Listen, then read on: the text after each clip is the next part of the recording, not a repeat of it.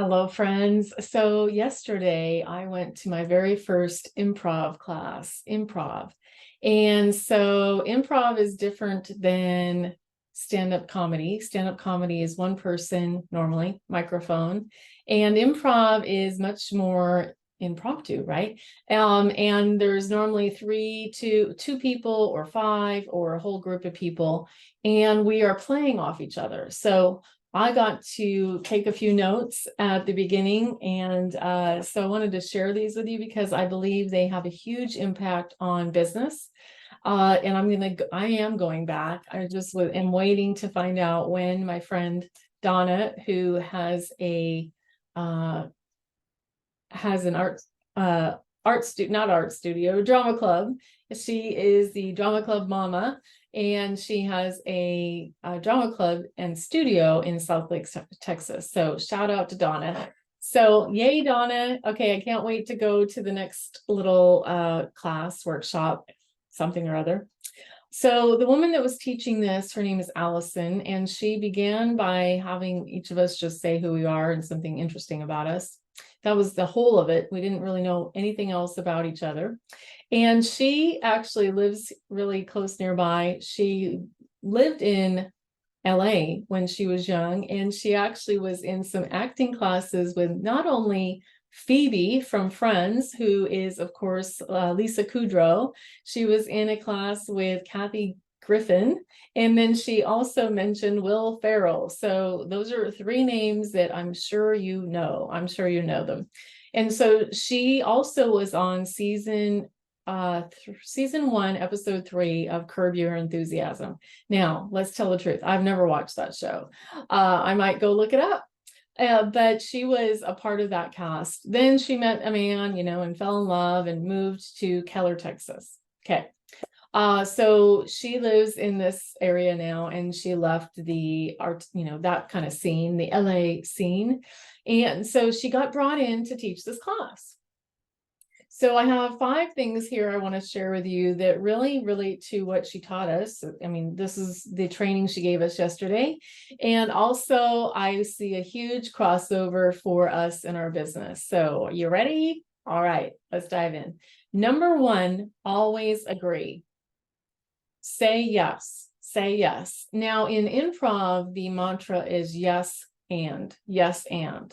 So you always want to take what someone has said and expand upon it, right? You don't want to leave them hanging, so to speak.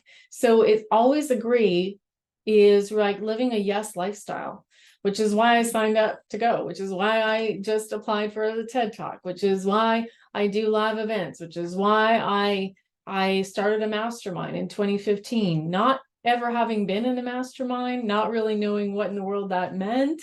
But I went and I did it, and I trusted my coach. Same thing with creating the National Association of Christian Women Entrepreneurs. Yes, and let's see what happens.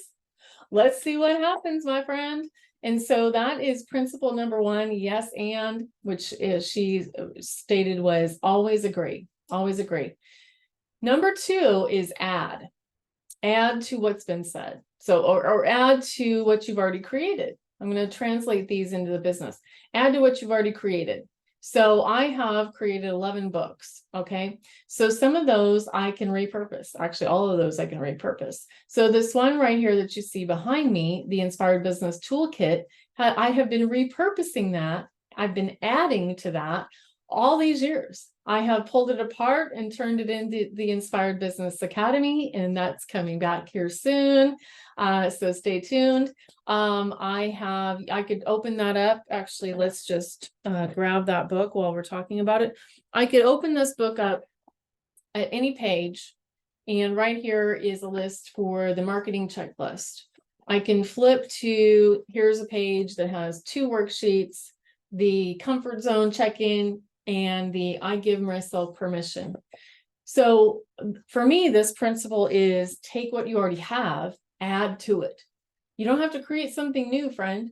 I have many like decades worth of training material, workbooks, books, videos, all the things. I don't need to go run and create something new. I need to look and see what I already have and add to it. Add to it. So number 2 is add. Number 3 is make statements, not questions, no questions. Now, this goes against a lot of what I am as a coach and counselor and mentor to women. So, but this is what happens in improv, right? So make statements. So if I am on the stage, or if I'm doing a activity, I don't know what they're called, actually, I need to look that up. But if I'm engaged in a scene with someone, I need to make a statement, and then their job is to go with it. So one thing I suggested yesterday when she asked for us to make a, suggest a location, I said, New York City, New York City. And so those 2 people on the stage had to take what we were doing that moment and pretend they were doing that. They were having a conversation in New York City. It was amazing. It was transformational. So then I get up on the stage, and they gave us the scenario of being at the Grand Canyon. Okay, cool. I've been to the Grand Canyon. I know how to talk about that and envision that, and kind of can jump right in there. So number 3 is making a statement. So you make the scene and then you walk into it. And so in our business, we want to make a statement.